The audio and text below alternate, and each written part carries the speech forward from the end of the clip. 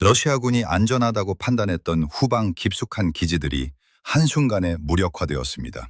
63대 무인기가 투입된 1차 파상 공격에 이어 41대의 2차 공격이 이어지며 러시아 본토 전역의 방공망이 시험대에 올랐습니다. 이번 공격은 단순한 타격을 넘어 러시아 방공 시스템 전체의 구조적 취약성을 단 하룻밤 만에 폭로하도록 설계된 정밀한 진단이었습니다. 러시아 지휘부의 가장 결정적인 실패는 공격이 시작되기 몇 달 전 영토의 중심이 곧 안전을 보장한다는 안일한 가정에서 시작되었습니다. 폭격기와 연료보관소, 지휘통제소를 국경에서 멀리 떨어진 동쪽 내륙 깊숙이 이동시키면 우크라이나의 타격권에서 벗어날 수 있을 것이라는 계산이었습니다. 과거 전략 공중전의 역사에서는 지리적 깊이가 가장 신뢰할 수 있는 방어 수단이었으나 저비용 장거리 자폭 무인기의 등장으로 이 기존의 공식은 완전히 깨졌습니다.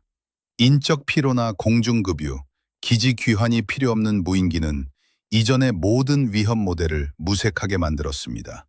전선에서 멀어진 내륙기지들은 국경지대의 촘촘한 중첩 방공망과 전자전 자산의 보호를 받지 못한 채 고립되었습니다.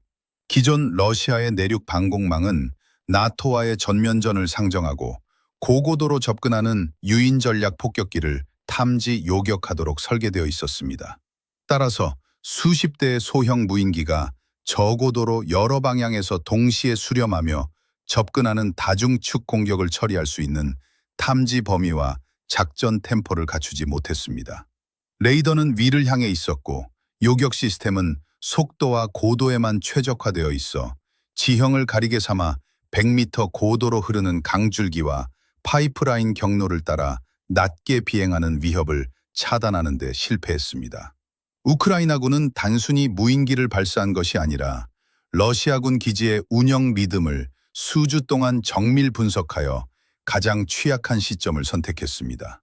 폭격기가 활주로에 계류되는 시간, 연료 보급 차량의 배치 위치, 방공기지 근무조의 교대 시간, 레이더 정비 주기뿐만 아니라 시각적 식별을 방해하는 기상 조건까지 치밀하게 계산되었습니다.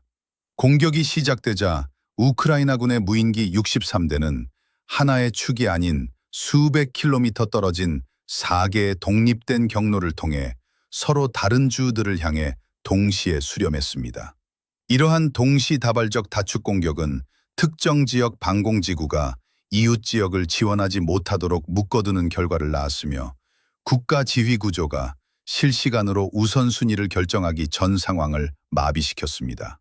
러시아군 현장 지휘관들은 단 90초 이내에 주 공격축 식별, 기만기와 실제 무인기 구분, 제한된 판치르 및 S-400 요격 미사일 배정, 기지 분산 프로토콜 발령 등을 동시에 결정해야 하는 극심한 의사결정 과부하에 직면했습니다.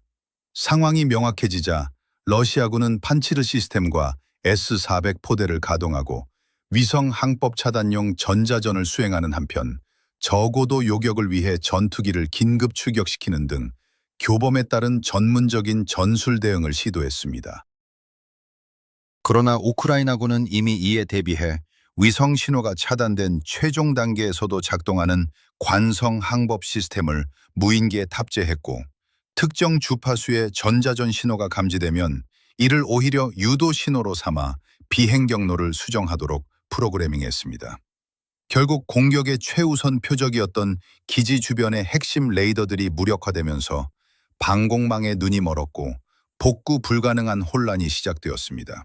기지 내부에 계류되어 있던 전략 폭격기들은 장기간 이동하지 않아 발생한 지상 조업 장비의 연료 부족, 경납고문 고장, 훈련 부족 등으로 제때 분산되지 못하고 지상에서 타격을 입었습니다.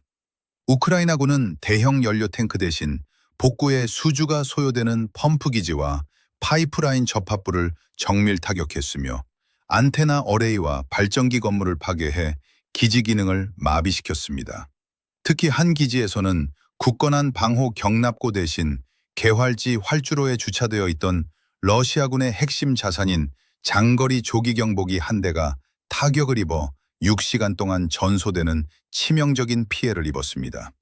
러시아군 현장 지휘관들이 직면한 치명적인 선택의 기로는 명확했습니다. 고가치 표적에 도달하기 전 모든 위협을 요격하느라 준비된 요격 미사일 재고를 전부 소진하거나 아니면 요격 미사일을 아끼기 위해 표적 접근을 허용하다가 결국 고가치 표적의 위치를 알려줄 기지 레이더 기지 자체를 잃는 이지선다였습니다. 어떤 선택도 무너진 방공망의 유기적인 기능을 복구하지 못했습니다. 첫 피격부터 마지막 타격까지 러시아의 전략적 방공태세가 해체되는 데 걸린 시간은 단 27분에 불과했습니다.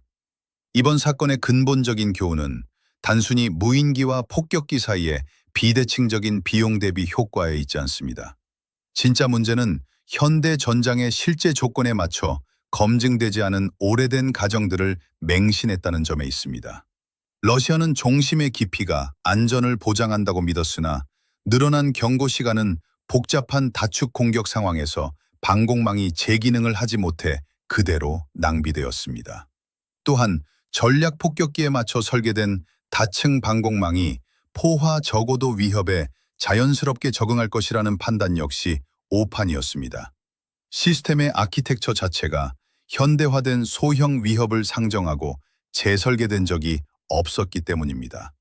내륙 기지들이 보유한 전자전 자산과 요격 미사일 재고 역시 철저히 무력화된 위성 항법 환경에서도 자율비행하는 다중축 포화 공격 앞에서는 수적 한계를 드러냈습니다. 현대의 타격전은 더 이상 무기의 사거리나 탄두의 크기만으로 정의되지 않습니다. 의사결정 주기의 속도, 분산된 지휘 구조의 복원력, 인프라를 향한 타격 로직의 정밀함, 그리고 상대의 취약성이 극대화되는 시점을 포착하는 냉정한 인내심이 승패를 가릅니다. 자신이 처한 실제 전쟁이 아닌 자신이 예상한 구시대적 전쟁에 맞춰 방어체계를 유지하는 조직은 국방력을 투사하는 것이 아니라 적에게 기회를 제공할 뿐입니다. 현재 활주로는 보수되고 공식 성명들이 발표되고 있지만 이번 공격이 폭로한 구조적 한계와 방공망의 무력화 사실은 전 세계 군사 지휘관들에게 중대한 과제를 남기고 있습니다.